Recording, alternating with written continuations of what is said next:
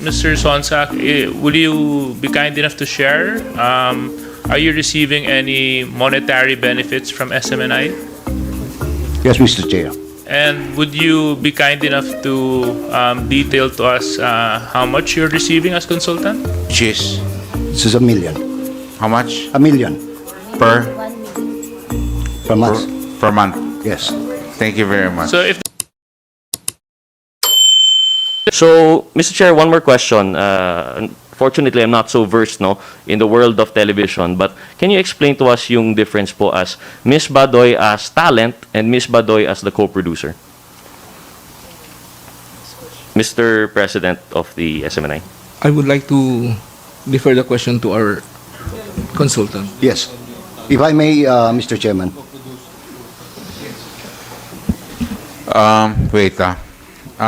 Sir, you're acting as what? I'm acting as the consultant for broadcast operations now. You are a consultant. Yes. So, anything that you say here, you are authorizing, Mr. President. Yes, Your Honor. Klaro po Mr. tayo dyan, ha? Mamaya sabihin nyo, may disclaimer na naman kayo dun sa consultant, ha? Okay, na hindi yan official position nyo. Sir, Mr. Chair? kayo po. Yes. Mr. Chair? Just very quickly, so just want to confirm, as a consultant, Who are you referring to? There's the one who volunteered to answer just now, si Mr. Jay Sancho ba? Jay Mr. Sonsa. Mr. Sonsa. Hindi Mr. mo Chair, ba napapanood yan? Sa ano? Sa perhaps not my time, Mr. Chair. Okay. Sorry. Okay. Okay. Apologies if I should have known. Okay. But Mr. Chair, maybe ask si Mr. Sonsa, maybe confirm that Mr. Sonsa, as consultant, has capacity to make management and executive decisions within the SMNI. Yes, a question. Mr. President, do you have that? Do you substantiate that statement? Na may kapangyarihan po siya kasi ang opinion ho niya importante kung kasangayunan nyo. Yes, Mr. Chair. Bibigyan namin ng importansya yan. Apo. Oh, Yes, sige Mr. po. Chair. Okay. Yes. Thank Yes you, Mr. daw. Chair. Yes. Mr. Sonsa, please reply. Para lang po malinaw sa takbo ng industriya. Ang status ni Miss Badoy and Mr. Celis sa SMNI ay co-production. Yun ang pagkaka-relay sa akin. Ngayon, Sandali na po. Pakiklaro ho tayo. Yung pagka-relay sa akin, kinasiguraduhin ho natin kasi hindi ho natin pwede. Mr. President, ito ba'y talagang co-production? Yes, Mr. Chair. Co-production, okay. Mr. Sonsa, Okay. co-production, okay. so co-production, marami ho kasing klase ang co-production. Co-production ng gasto sa pagpuproduce ng show, co-production ng hatian sa benta, co-production na ang hawak lang ng network ay yung technical component plus the airtime at yung hawak ng co-producer ay yung content provision. Okay. From itong sa kaso nila Mr. Celis at ni Ms. Badoy, ang responsibilidad ng SMNI yung TOC, Technical Operations, at saka yung airtime. Okay. Pagkatapos, kung magkakabentahan, siguro magkakahatian, no? Pero wala namang benta sila, so walang hahatiin. Ngayon, yung content, dahil sa interactive yung concept ng kanilang programa, tuloy-tuloy yung broadcast. Opo. However, kapag ka merong magkakamali sa broadcast, that is the time we will call their attention and if necessary, we impose the sanction. Okay. Okay. Now, doon po sa tanong kanina ni Congressman Toby Chanco, binago na po natin yung grievance committee, gumawa na po tayo ng editorial board ngayon at saka ng ombudsman sa loob ng SMNI. So, halimbawa, meron pong observation, sila ang MAD. Tapos, magsasubmit sila ng complaint. Yan po ay aasikasuhin ng editorial board. Katulad po ng nangyari kay Mr. Celis ngayon na sana ipapaliwanag ko kanina, nung mangyari po yon imbestigahan. Kaya lang, naudlot yung investigasyon, gawa ng dito mismo, inamin niya na meron po siyang pagkakamali. That is why sanction have to be imposed. And we have now the official sanction which we can provide the committee with what the actions taken by SMNI insofar as Celis is concerned, Which is, which is suspension. how long? Bigyan nyo na kami ng kopya, Opo, pwede? meron po. Can we have a copy, Mr. J. Sonsa? Opo, opo. We will, Mr. Sonsa, opo. hindi po ilan taon na ba tumatakbo tong programa ni Eric at saka ni Lorraine? Mga may 2 years na, no? Okay, may tanong po ko. Opo. Kung yan ay co-production at ang oras, ilaw, ang airtime sa inyo, Opo. ang talent sila, Ang content. ang kanila content po. sila, Opo. at silang anchor. Co-production Opo. Co-production. Doon tayo ha. Opo. Kasi tama kayo, marami iba-iba co-production. Question. 2 years na tumatakbo yung programa. Mhm. Walang kita. Mhm. Paano po sila?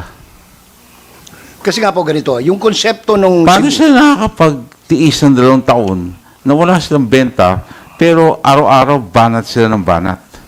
yung banat po nila hindi ko masasagot. Okay. Hindi, pag sabi nagtatrabaho po sila, yun po ibig sabihin. Ngayon, doon po sa ano, Nagtatrabaho po sila. kung titingnan po ninyo yung konsepto ng pagtatayo ng SMNI, eh talagang para sa bayan. Sagutin na po na, paano po nila nagagawa yun? Yun ang tanong ko. Kasi it does not make sense. Opo. Co-prod.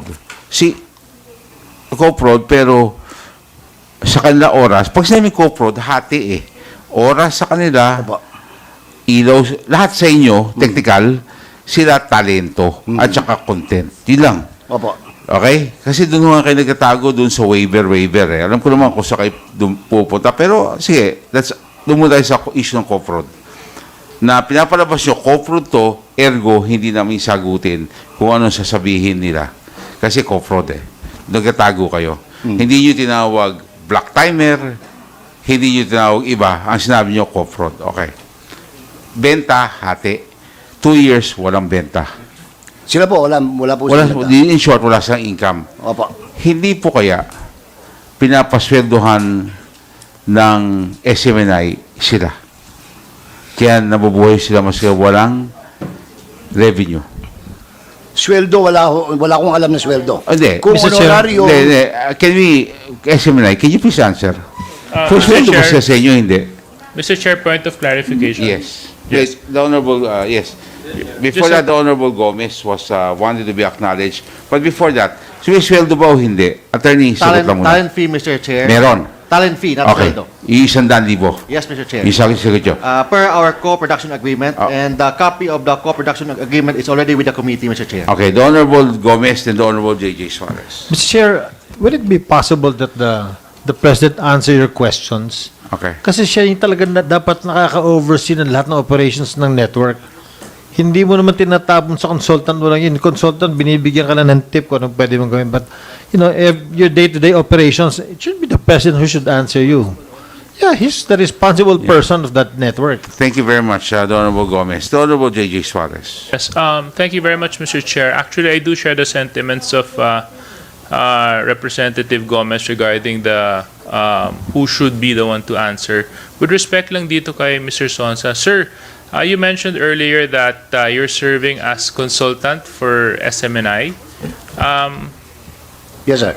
Yes. Sir, when did you begin your consultancy with SMNI? Just recently, Mr. Chairman. Just recently. How long? How long ago, sir?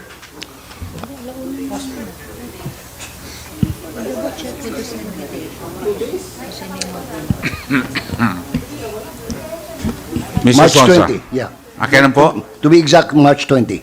March 20. Opo. March 20. Do you have any documents that would attest to Yes. your Yes, Mr. Chairman. can you please submit this We will to- submit it, Mr. So Chairman. be it off before the day ends. We will. Thank and you as very much. consultant, Mr. Sonsak, will you be kind enough to share? Are you receiving any monetary benefits from SMNI? Are you? Yes, Mr. Chair. And would you be kind enough to detail to us how much you're receiving as consultant? The record would speak for itself, Mr. Chairman. We will Which submit is- the record. Okay. Can you just tell us, since there's a record, just tell us.